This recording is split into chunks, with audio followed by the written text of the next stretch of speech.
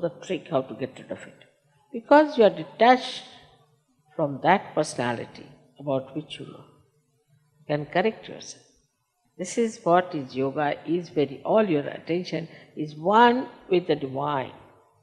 When you are so detached that you can see it, the attachment to all the things are finished.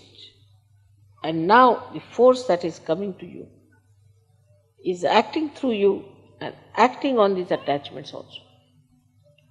The situation changes absolutely in Sahaja Yoga in a very different way. And if there is one bad Sahaja Yogi who comes in, either he is thrown out or he has to be all right. It's the other way now. Anyone who is a bad Sahaja Yogi, if he comes in Sahaja Yoga, then he has to be corrected, otherwise thrown out.